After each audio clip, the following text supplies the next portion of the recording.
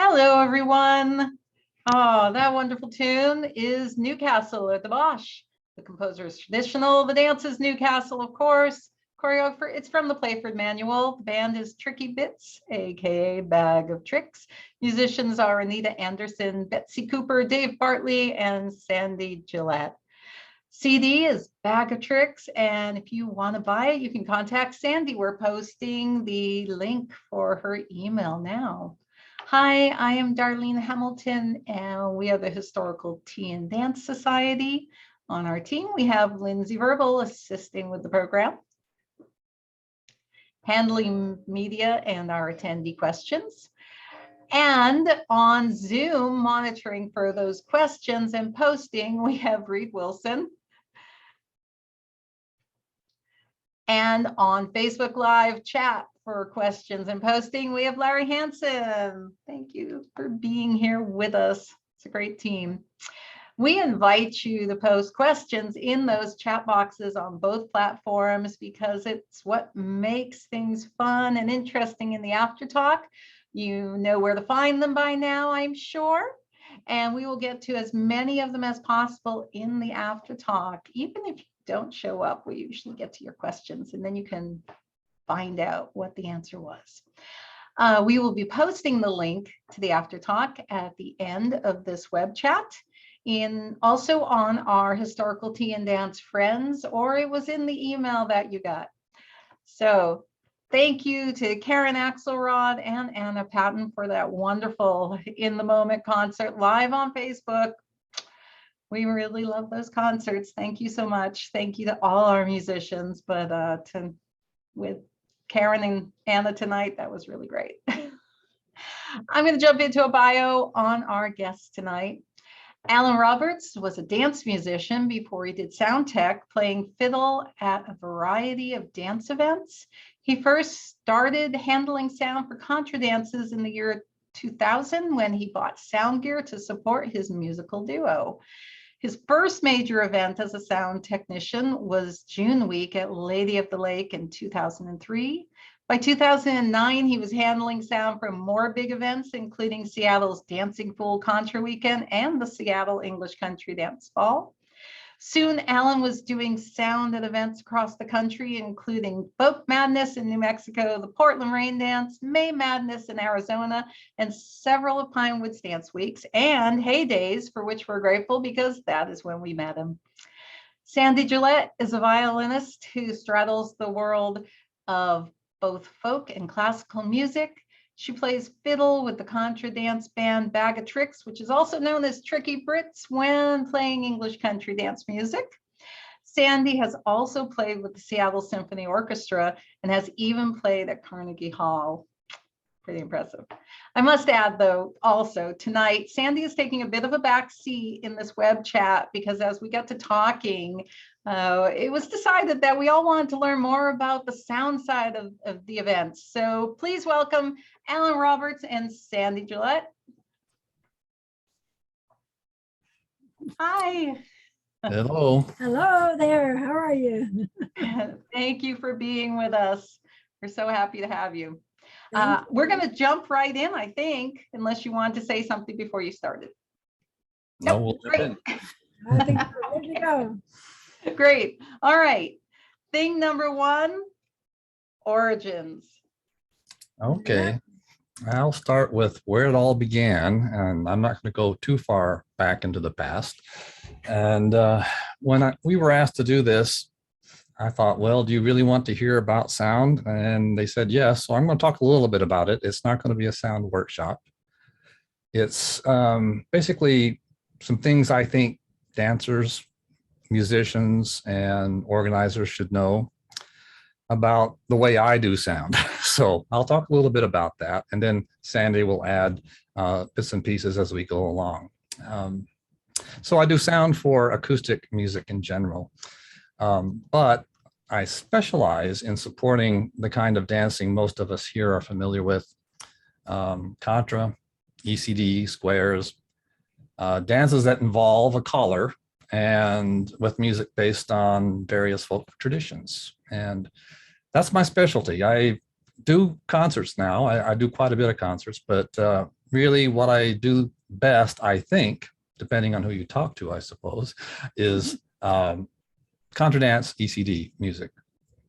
And where did that start? Well, it started when I got involved with Southern old time and bluegrass music.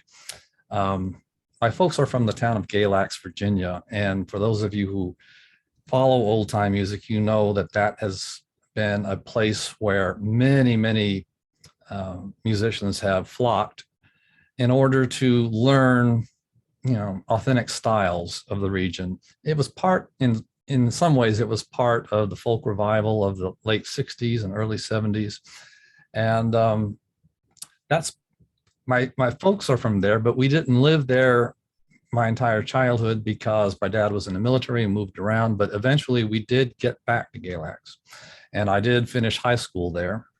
And of course, at Galax is a wonderful old time fiddlers convention.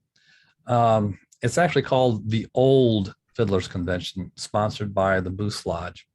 And so I decided to put up this picture. In those days, I was into black and white photography.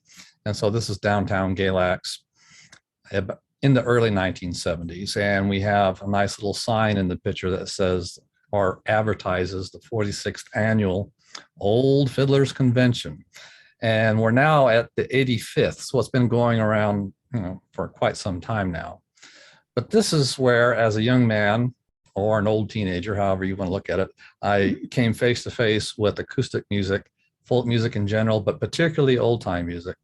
I would wander the grounds of Phelps Park, where the convention was held, and was in awe of what I heard and what I saw. And I quickly decided what I really wanted to do was to learn how to play fiddle. And I did, more or less. And I was completely self-taught. But I wasn't good enough to actually perform anywhere until I was out of college. And so, sure enough, after a few years, I did manage to enter the old time fiddle contest at the Galax Fiddlers Convention.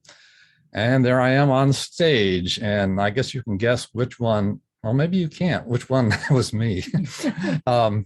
I look at that picture and I think, what happened to the hair? And then what happened to the waistline? But And what do you remember about the sound at that gig? oh, yeah, you see this really strange sound system on either side. I don't know what brand that was, but for years and years, the Fiddlers Convention had a terrible sound system. And of course, those of you who know the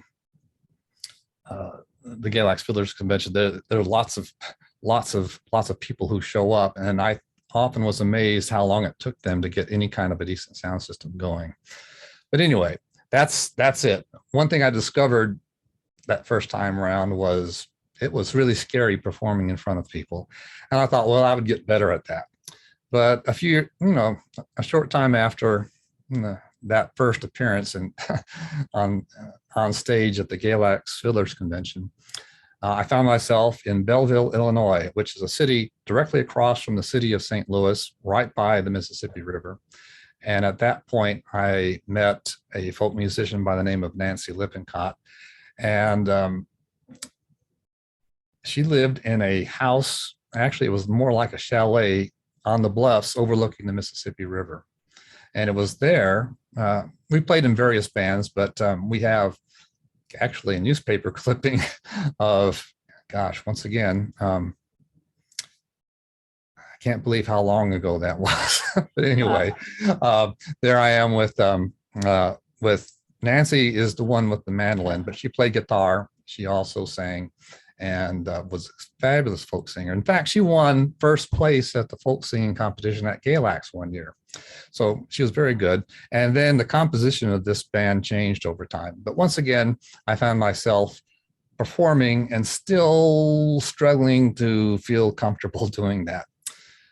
In 1983, so we're moving closer, that's still a long time ago, I moved to Memphis, Tennessee, where I got involved in community theater. Now, those of you who have seen me at dance gigs doing sound, you know that I'm pretty much an introvert, so it may shock you that I was in musical theater, but I was. And in Memphis, Tennessee, there were several community theaters. And the director contacted me and decided to hire me to play fiddle for Diamond Studs. It's a musical based on the life of Jesse James.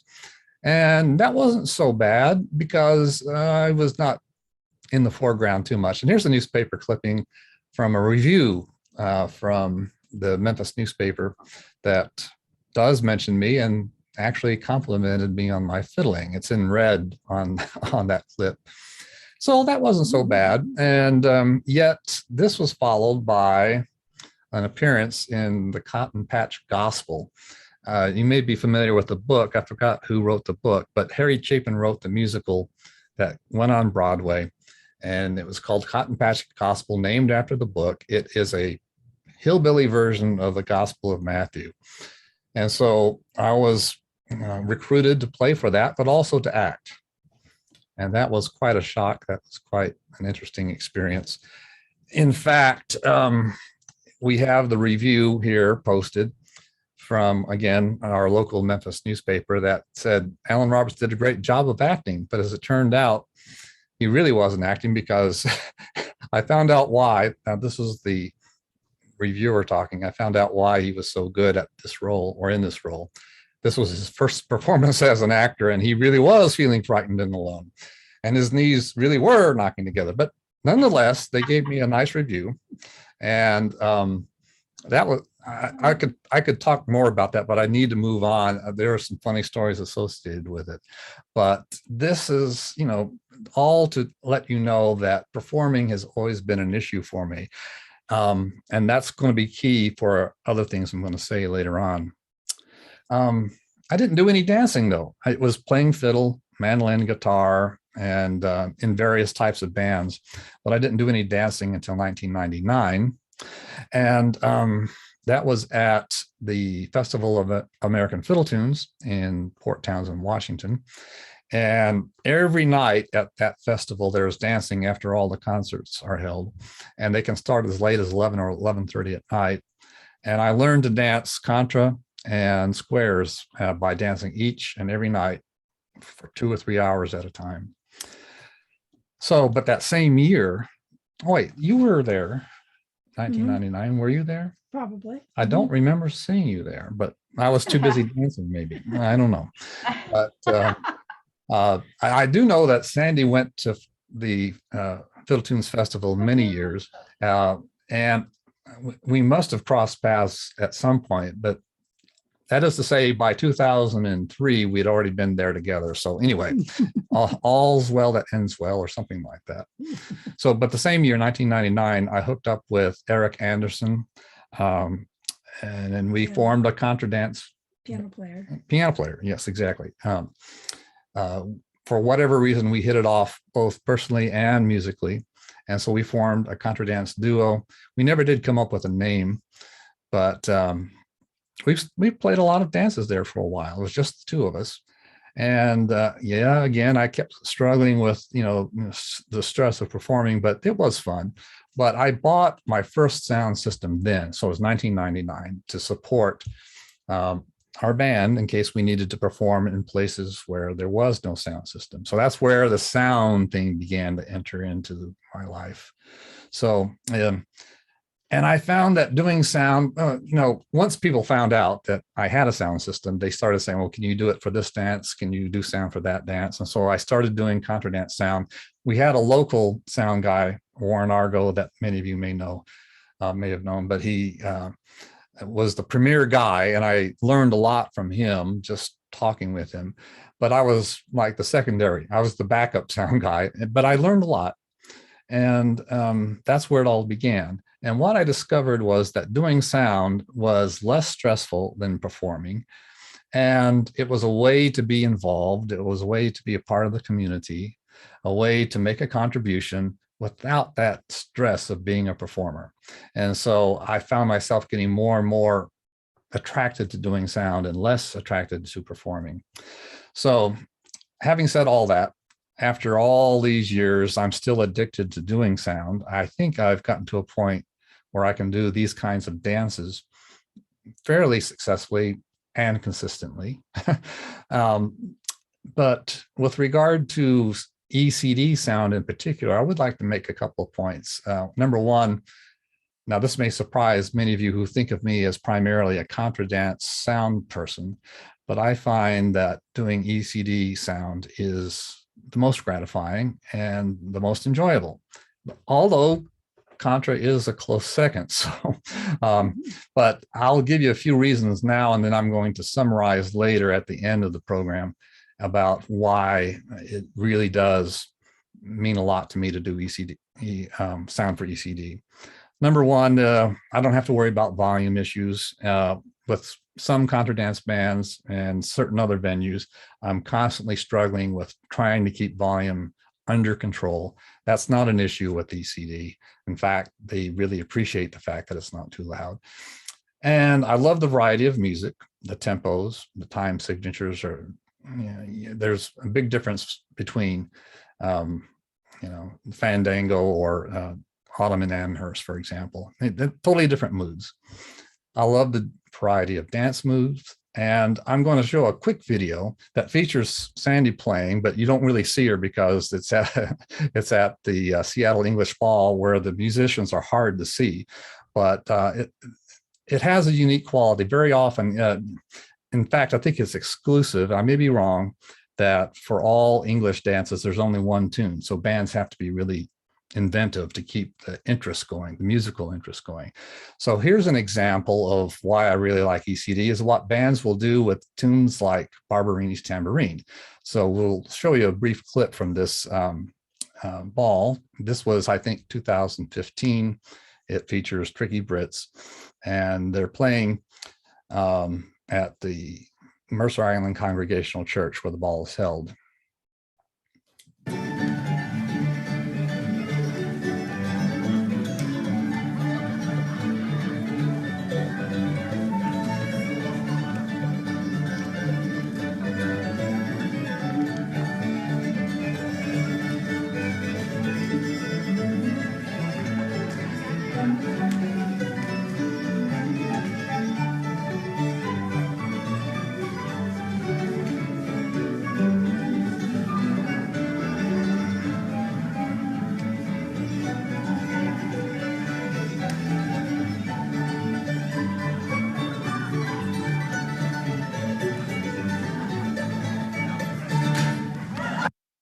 Okay, so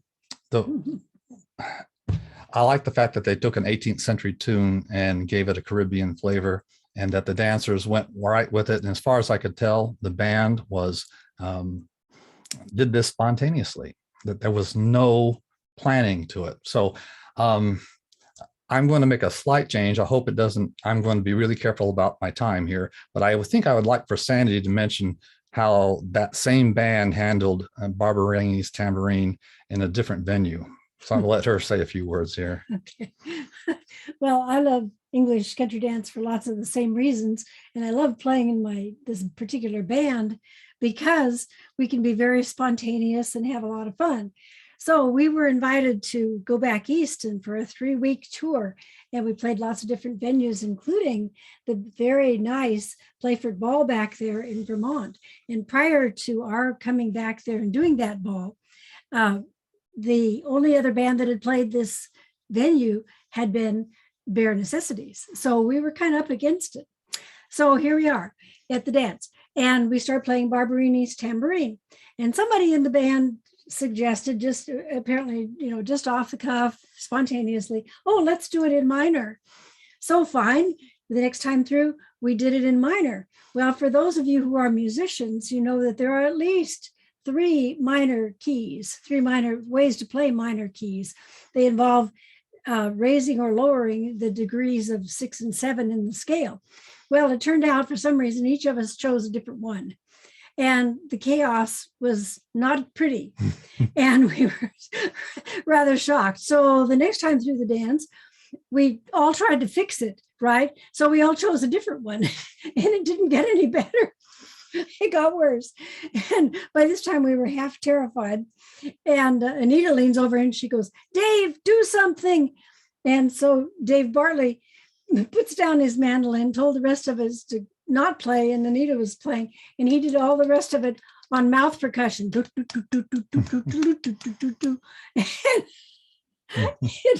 It was wonderful. The dancers thought we rehearsed the whole thing and did it on purpose, and they just went wild.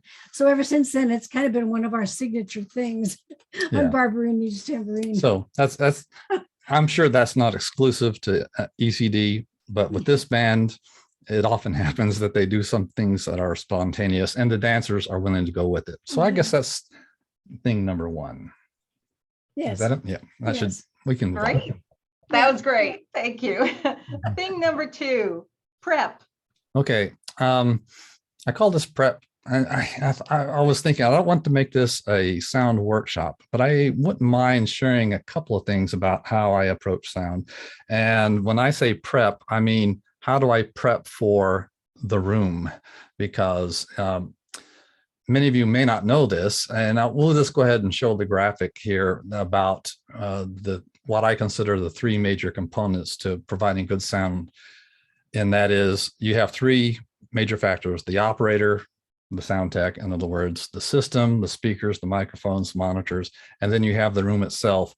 And the room plays a huge role, even if the operator is doing his or her job correctly, has a great system, the room can often create havoc on the quality of sound. So I think I'll share a little bit of why that's the case, because the room is often a problem with the kind of dancing that we do. So Bob McCarthy, who wrote Sound System Design and Optimization, a huge work, very technical, basically says what you as a sound person what you're trying to do is damage control. In other words, the room is going to alter the sound that's coming out of the speakers, and in a way that's often not very pleasant. So the room has a dramatic effect on the quality of the sound.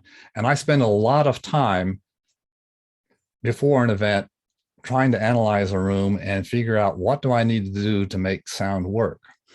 So the quality of sound in a room depends on the shape of the room, its dimensions, and the materials out of which it's constructed. And so think about this. The most difficult rooms for doing sound are usually square in shape or rectangular in shape, with bare parallel surfaces, in other words, walls and ceilings.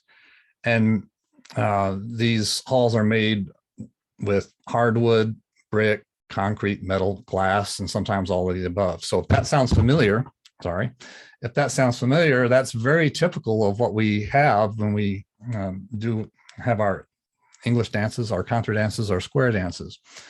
So why is this a problem? So I'm going to talk a little bit about the fact that you've got reflection problems. And so we'll look at this little diagram here that illustrates the fact that even though direct sound might be coming from the stage and is directed to an audience member, the direct sound will arrive to the listener first.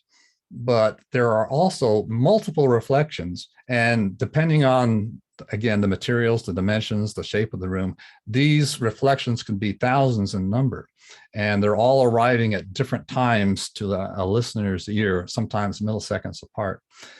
And if you have too much of that, then you have excessive reverberation, and too much reverberation smears everything together: bass lines, percussion, and most importantly, when it comes to our kind of dance, it creates unintelligible calling. So I'm going to show you a few examples of rooms that can be challenging, just based upon the factors I just mentioned. Stillwater Lodge at the Ensedin camp. In Ensedin camp, where Lady of Lake is held. This was a facility that was built specifically with dancing in mind. It's like 84 feet long and something like 42 feet wide, 14 feet up to the rafters at the beginning of the rafters. And originally there was no sound treatment at all. It was just bare walls in the back and the front and along the sides. And as a result, the sound was quite difficult for anybody to do sound in that room.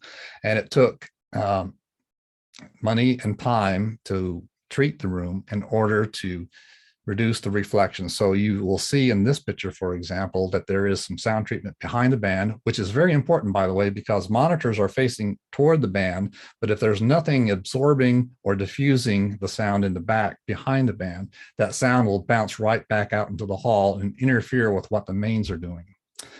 But from what I understand, now, Sandy, you said that you played in that room after this sound treatment was done. Yes, I played several years after the hall was opened, and the sound was much better in there by then. Yeah. But it was kind of legendary. It was designed by a dancer for a dance space, and he considered every factor except the sound.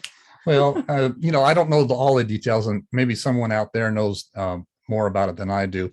But I kept hearing about this issue once that building was completed. And if all goes well, COVID willing, I hate to use that term, but COVID willing, I'll be there in August at a new version of Lady of Lake. So anyway, I'm going to show you another example of a room. Leif Erikson, Leif Erikson Lodge in Seattle, where any number of dances are held. I do primarily contra dancing there, although I sometimes do Scottish. And as you can see in this room, well, you don't have as much of the bare wall. You do have parallel surfaces on the walls, but you don't have completely blank walls. And you do have other structures that help keep the sound more or less under control, but you have a major disadvantage on top of everything else. And you have this barrier right there in the middle. That triangular shape is I'm not sure if it's there for structural reasons or something else, but it blocks a lot of the sound that needs to get to the back of the room. But once people are in, it sounds really not too bad until, of course, they turn on the fans and the dehumidifiers, and then I really have to work at it. But this is, dealing with difficult rooms is par for the course for doing this kind of sound. Okay, so let's go on to Norris Hall in Portland, where I did the rain dance a number of years. And what we see here at the top, you can see what looks like a blank wall, but that's really boarded up balcony space. So before this boarding up took place, you did have much better sound in the room, but somebody had the idea that it would be a good thing to board up those balcony seats and then paint over it. And what they did was create what? Parallel blank surfaces, which created havoc on the sound. So I have a quick video clip from a contra dance, not an ECD dance, in 2009, my first Portland rain dance. And this was before any sound treatment took place. And what I want you to notice in this video is, number one, can you understand the caller? And number two, just how indistinct the sound generally is. So we'll do about 30 seconds of this video. Great Bear is playing, and I did the best I could, but let's have about 40 seconds worth of this and listen for those things.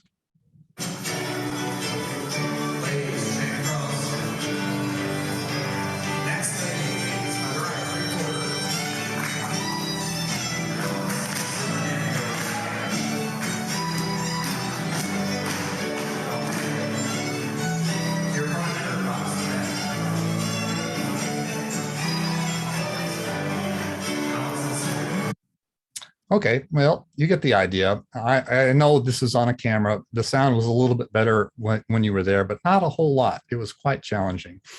And so the following year, Kim Appleberry, the organizer, along with his wife, Christine, managed to procure big theater curtains and install them in the back of the room to help cut down on the reflections. And there's a picture of it right there.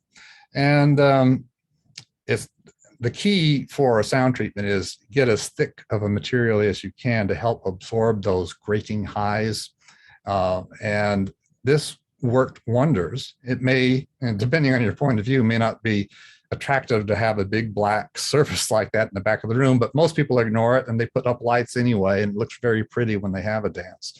But this made a huge difference. And I have another video clip that helps you hear the difference. Besides that curtain that's permanently installed, Kim Appleberry also rents pipe and drape that he puts in to help with the absorption of highs and other frequencies as well. So we're going to have another clip, which I'm going to have a disclaimer. This is also, this is not Great Bear Trio. This is Big Band Ammonium.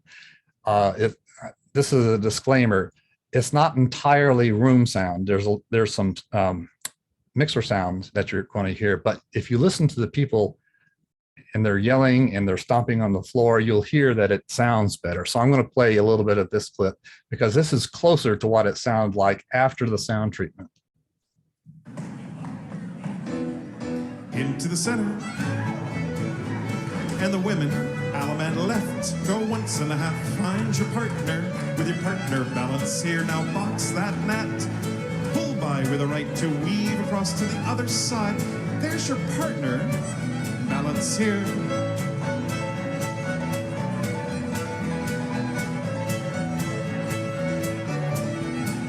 Chins turn by the left, go once and a half, and swing with your neighbor on the sides. Long line sits into the middle.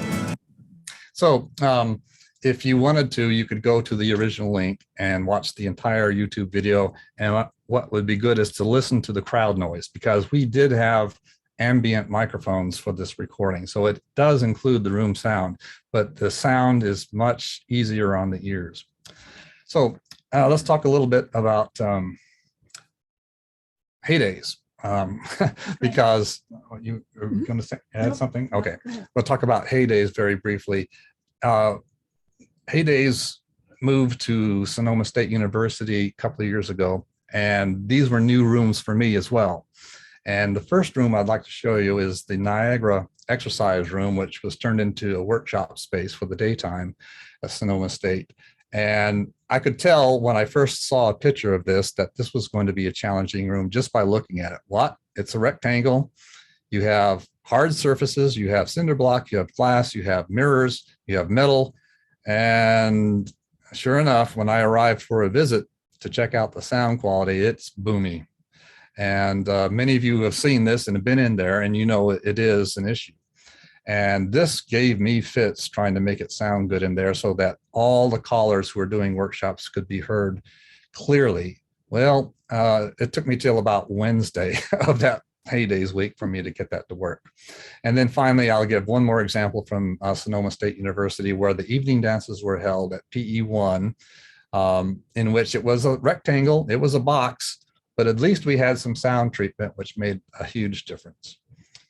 And there it is. Without the sound treatment, it would have been ghastly.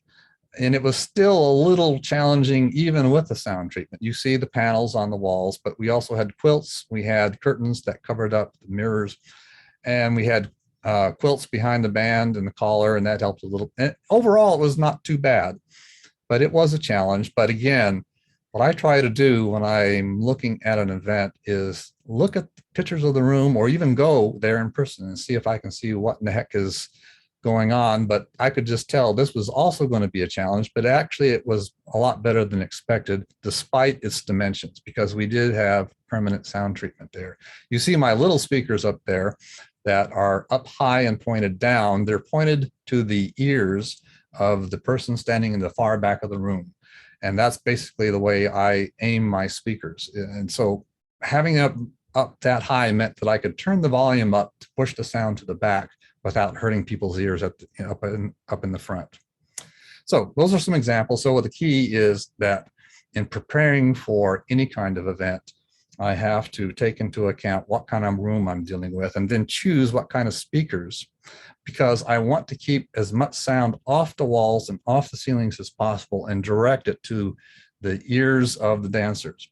And this is accomplished by choosing speakers with the right coverage pattern. Now, when you talk about loudspeakers and coverage patterns, there's a horizontal pattern and there's a vertical pattern. Both are important for controlling the direction of the sound, or the directivity of the sound. So I'll talk a little bit very briefly about this, and this is as technical as it's going to get. So if you're beginning to nod off, hang in there. So this is illustrating the effect of horizontal dispersion.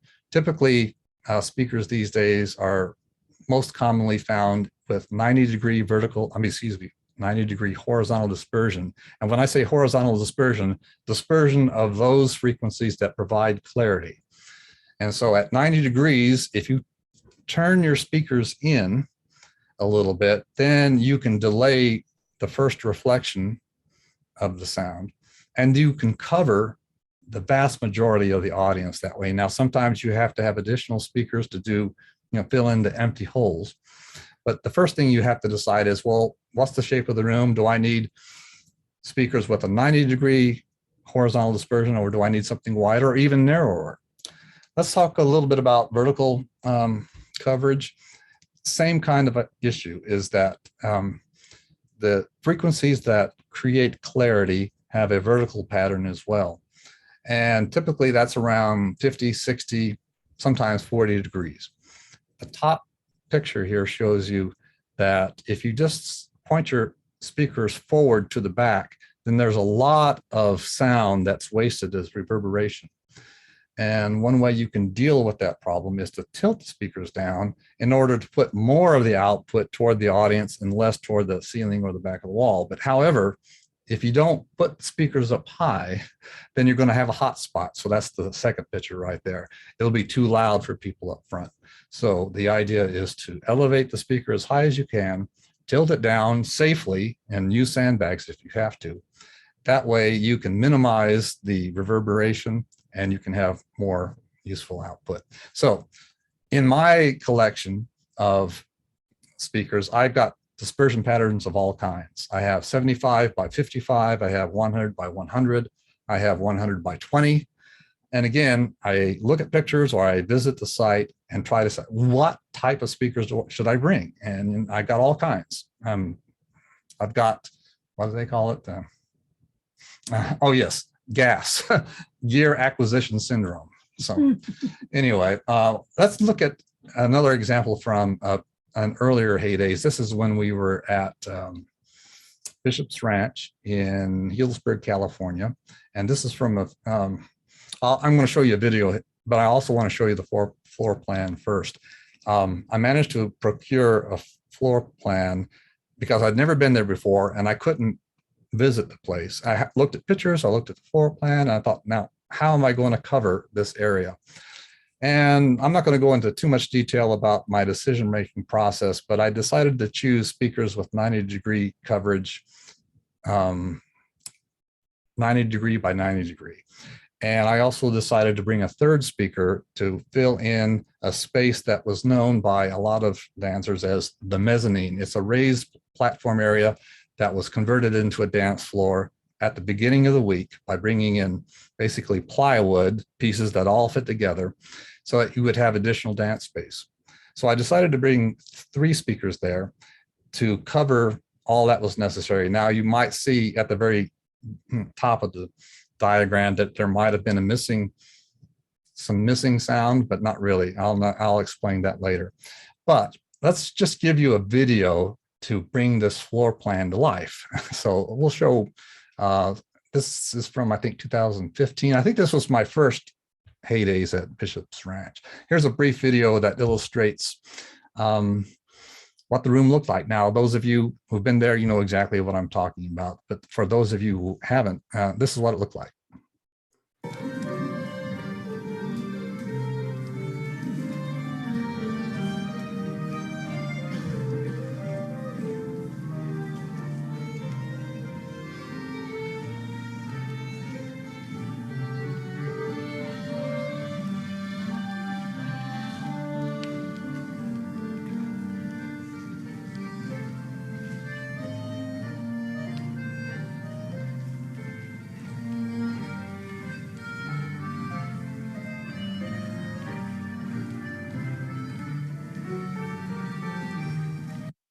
So despite the hard surfaces, at least Swing Pavilion was not a rectangle, and it didn't have a lot of bare wall to worry about or parallel surfaces. But I did have a coverage issue. There is an installed sound system there that covers most of the floor, but it doesn't cover that mezzanine area. So that's why I brought in 3 of my own speakers for that. And I'm going to conclude with another example that this is at the English Ball in Seattle. I've forgotten what year, but anyway, this illustrates two things. Also, Mercer Island Congregational Church is where this ball is held. It's also not a rectangle, but it has lots of brick, and it has a big blank brick space opposite the speakers. But I'll show you what I did to make this finally work from both a safety standpoint and a sound standpoint. The speakers are actually on the balcony. So when you watch the clip, look for the speakers. They're up high, they're pointed down, and the dispersion pattern is 100 by 100. So let's take a look at that.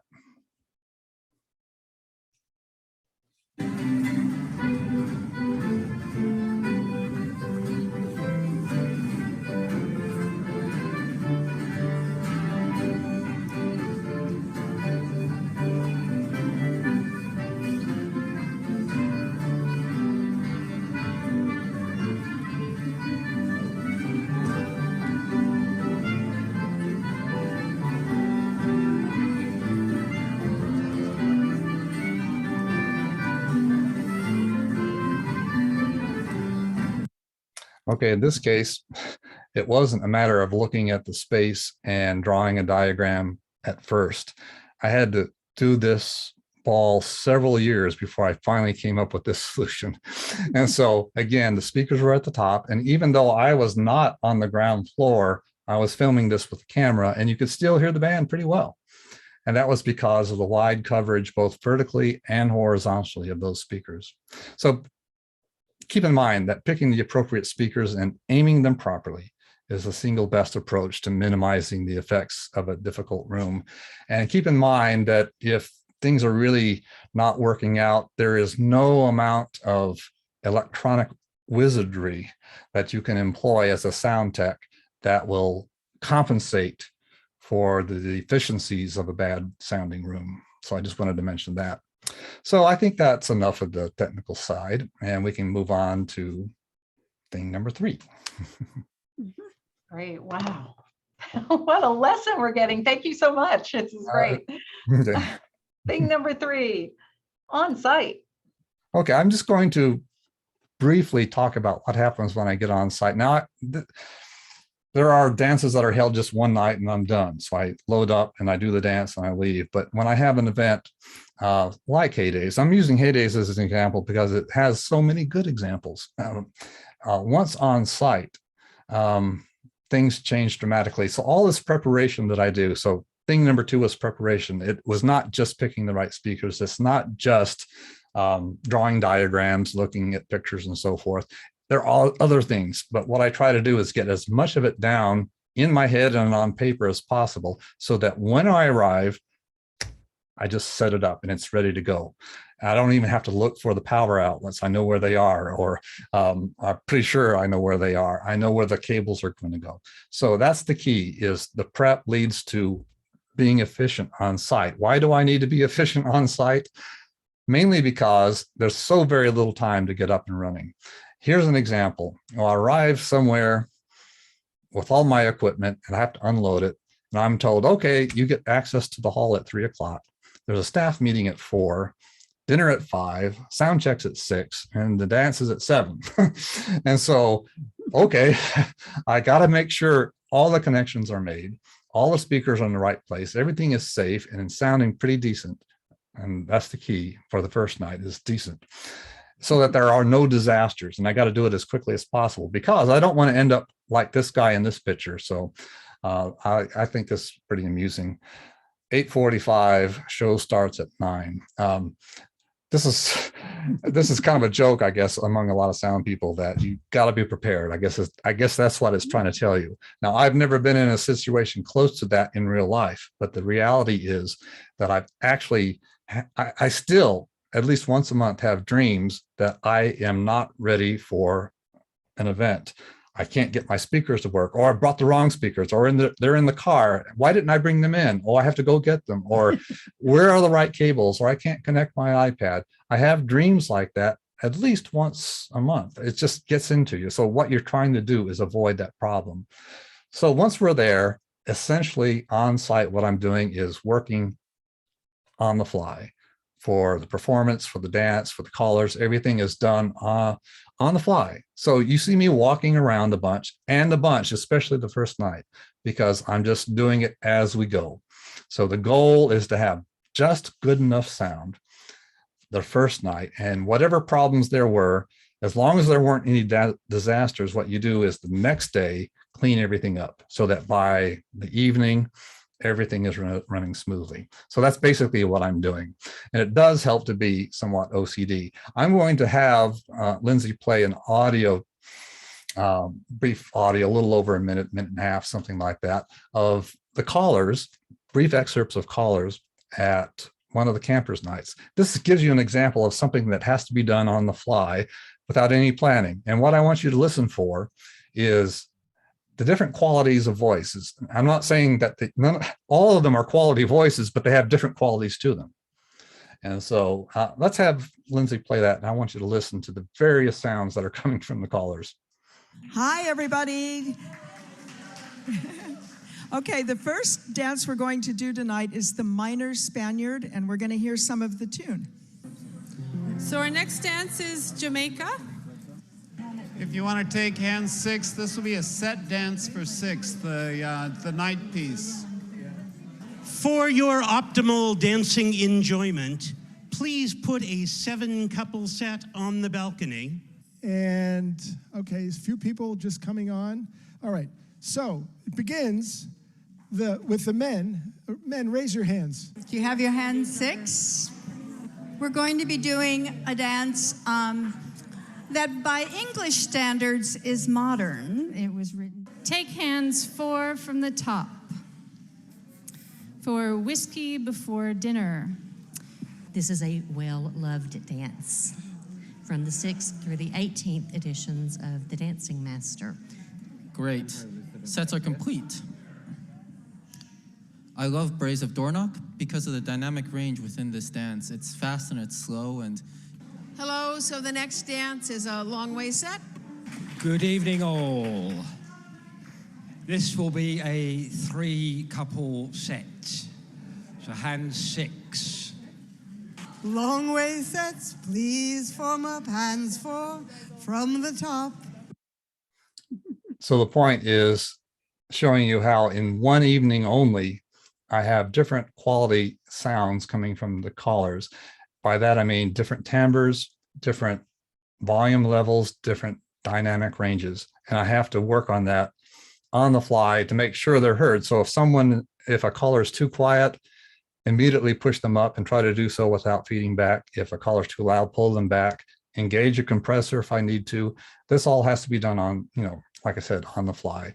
And so that's basically what I'm doing. And I would like to, not go into detail about all the techniques I have. I just would like to point out that if you're an organizer, dancer, musician, caller, what can you do to, contribute to your sonic experience? Mm-hmm. And I'm going to mention the fact that, callers, I'm going to start with organizers. If you can, and if it's reasonable, safe, and not too expensive, a little adding quilts or pipe and drape can make a big difference for those very difficult rooms. As it turns out, Bishop's Ranch was not too difficult at all. We didn't really need to do that. But consider that if you have a particularly difficult room. Callers, this is primarily directed toward beginning callers because experienced callers pretty much do this instinctively anyway, and that is speak out, speak up. Don't rely entirely on the microphone. And it's almost like singing. In fact, I did have a conversation with a young up-and-coming caller who was very indistinct in his regular calling of contra dances, but when he he did a singing square, his voice was clear as a bell. So after he did that, I walked up to him and I talked to him about it. And I said, just pretend you're singing without actually singing and your voice will be clearer and it'll make it easier for me to get you heard. So that's some things that you might consider. Like I said, most callers kind of learn how to do that on their own anyway. Also, callers, if you decide you want your own microphone, especially headsets, please get the absolute best quality you can, even if you have to take out a loan, because the cheap ones have so few frequencies to choose from, and I cannot make them sound good, and they are more prone to feedback. just something to think about. Musicians pretty much already know what they need. I also encourage them and wherever possible, help them obtain the right kind of gear, high quality gear, so that it makes my job easier.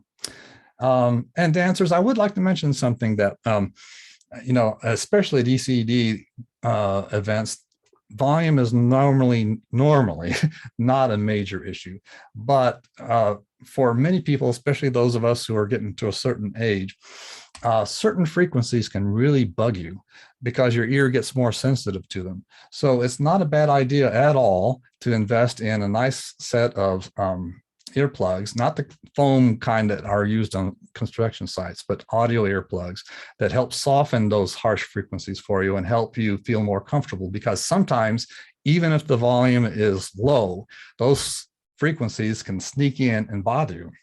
So that's something you can consider. But also, if there's something really egregiously wrong going on that's bugging you, feel free to talk to the sound tech.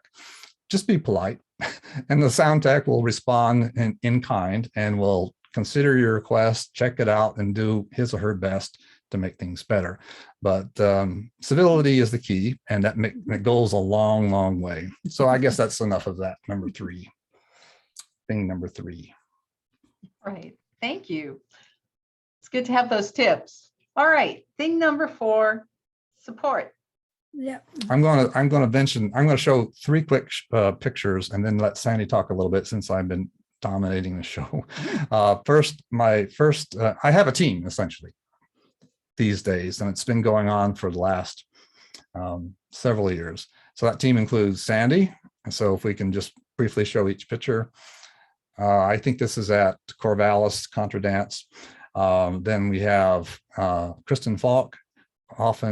People often call her Gumby. That's I use both names, but she has been a technical resource for me for a long time, and we'll have her talk and contribute in the after talk. But then I want to show you a picture of both because it's fun. This is us on a trip. This is actually in New Mexico where we were working. This is my team, and I can't do the job without them. So I'm going to have Sandy take over and tell you a little bit about what she does. And these are maybe considered little things, but they make a huge difference for me. Yeah. Well, as he was saying, when we arrive at a venue, he is under all kinds of time constraints and equipment constraints and all kinds of things. So all of our equipment is very good stuff and protected by nice big fat covers and all that kind of thing. So as they're unpacking and unzipping, these covers are all over the place. First thing I do is gather those up, fold them up, and find a place to store them. So I keep the clutter out of their working area as quickly as I can. And that helps a lot. And just keep putting those away. And then, we're going to stay a week or something. So then I take the car and go over, and wherever we're going to stay, I get the room ready. I figure out where Alan's CPAP is going to go and unpack and get everything ready, because he doesn't have any time to do that. And then, as he was mentioning, it's 3 o'clock, 4 o'clock, 5 o'clock. Oh, it's time to eat. Well, he doesn't. Sometimes I don't have time to eat. He doesn't have time to eat usually. So I go to wherever we're getting food and get some food for him, make sure he gets his dinner and that kind of thing. So that's the kind of the first night. And then during the week or the event, I do, things that he might need for on the stage and all that kind of thing, including clean up, keeping dust bunnies down to a minimum. Sometimes I bring a little hand vacuum, and also kind of watching what other people do, because many times dancers, they're mopping the floor with their big mops, and they'll come up to the front and shake the mop right there by the sound equipment, where there's thousands of dollars of equipment on the stage right there. And please. So I'm kind of educating dancers that please go back there and shake your mop. Or dancers on the dance floor, like at Healdsburg, where the dance floor and the stage are about 18 inches or 24 inches different. They'll pick the dust bunnies off the dance floor and put them on the stage, right in front of our speakers and our mixers. And please don't do that. Well, yeah, very quickly, keep in mind that a digital stage box can be very sensitive to dust. That's why we're kind of crazy about this kind of thing. So anyway, lots of other support things that just make a huge difference. Yeah, And and like I said, it may sound like they're small things, but even the night before we take out on a big trip, I am so busy trying to get all the equipment, sound equipment together, packing that I can't even think about packing my own suitcase. I can pick my clothes and I can say, now, this is what I want in there. But then Sandy does all the packing so that we can put in our bags that we need for living and dressing and all that, and medicine. And we also have to bring instruments lots of times. We have to bring music stands. And she does a lot of that other stuff so that I can be 100% focused on sound equipment and the route we're going to take to get to a place. So all that's invaluable. Again, Kristen also plays a huge role for me and is so helpful. And if all goes well, again, I'm going to use that term, COVID willing, at the next Heydays in June, that team, myself, Sandy, and Kristen will be there to share the load. And again, I couldn't do the job without either of them. So I wanted to make that clear. And I just wanted to add one thing to organizers, because I've obviously been on staff a bunch of different camps as a musician, and organizers are great with the musicians at figuring out exactly how many hours each band, how many hours each individual, whether you're teaching workshops, you're in charge of the band, or you're in this evening one and whatever. They figure out the hours down to very detailed for each band and each individual. And they don't stop to realize, many times we've encountered this, that they're kind of mute, expecting the sound person to be on duty from 9 a.m. until 11 p.m. No breaks. And this doesn't work. You have to build into your budgets the fact that they need an assistant, they need time off, they need time to take a shower and a nap once in a while. And that's one thing that Heydays has been very good about, is offering me help from Chris Sackett and anyone else who wants to just try some things. And again, I'm going to expand that help so that I have more time at Heydays to maybe take a walk in the beautiful woods next there by SSU. But I do want to emphasize the fact that Heydays has been very cognizant of that issue and has helped me quite a bit. And so that's the issue of support. And that leaves us time for me to sum up with number 5. Yeah, that was great. Thank you. And we're going to hopefully chat a little bit with Gumby in the after talk. So yes, exactly. All right. Thing number 5. It's worth it. Okay, so I'll just say that, as I said earlier, I've had 2 issues in performing, and in some ways they carried over into the sound, and that is a certain degree of stage fright, and also having to learn things, unfortunately, the hard way. And of course, your memory is really good when you learn something the hard way.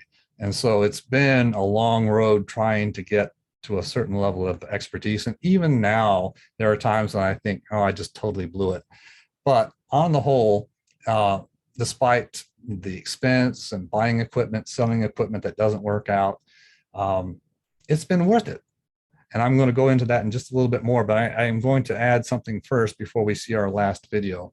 And that is, it happens with ECD, it happens with squares, it happens with contras. There are these special moments where you realize, oh, I'm watching something really good happening right here. And that usually means that the musicians, the dancers, the callers aren't even aware that there's a sound person anywhere in the room, that they're all having fun and they are in the moment.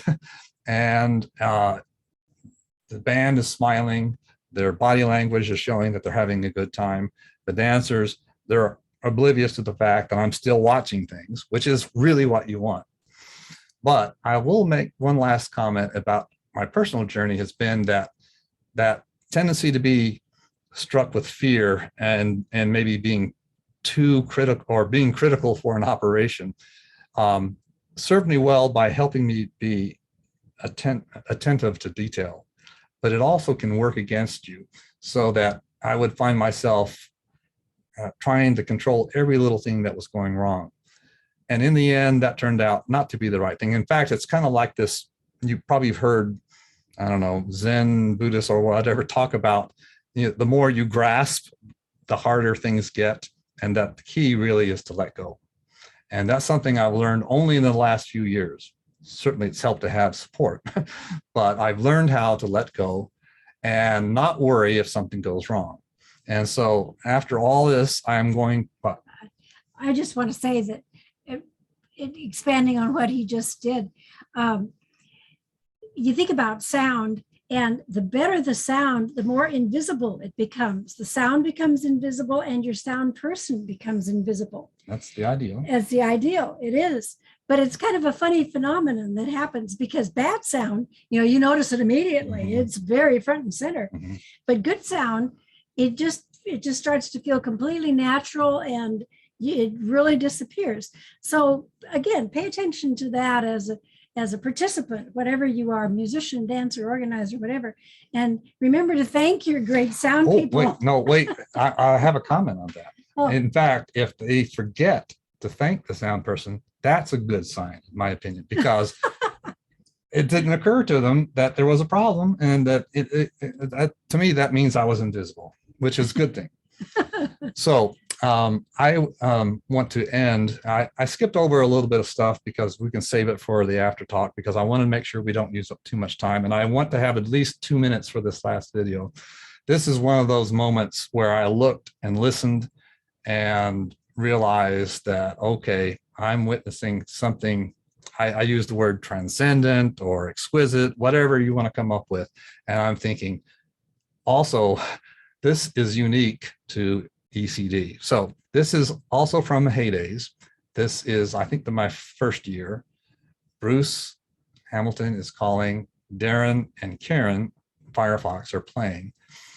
And I'll just let you watch, and then I'll comment on it further after we're done. So let's watch this video. Foxfire, yes.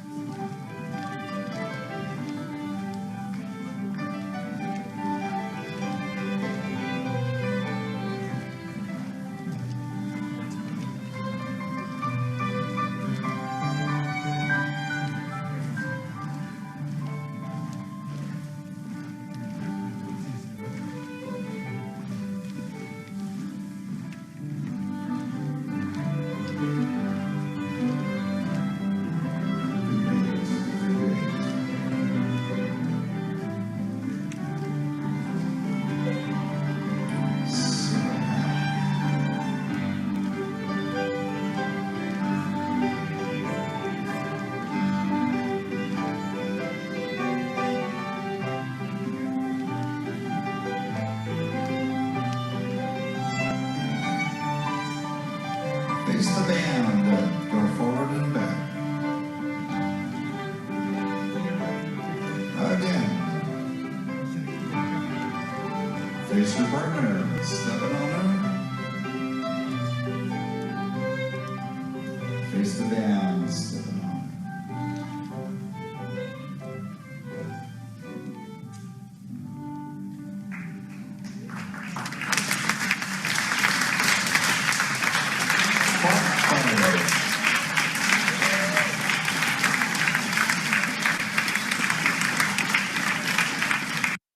I guess another term for this would be Maslow's peak experiences or whatever, where you forget about everything else. You forget about everything else that's going on. You're just in that moment.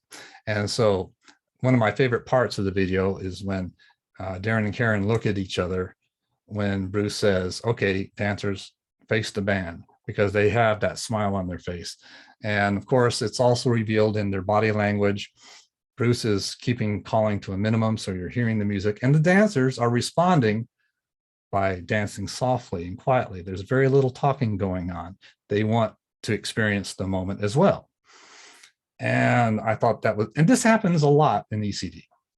I have other examples, but this is my favorite because this is when I realized, I like this stuff. I like doing stuff for this kind of thing. So that's a long way of saying that's the primary reason why I prefer doing sound for ECD. It's number one. Conjo's a close second, and Kristen or Gumby may think sounds strange for me to say that, but it's also why all the work is worth it.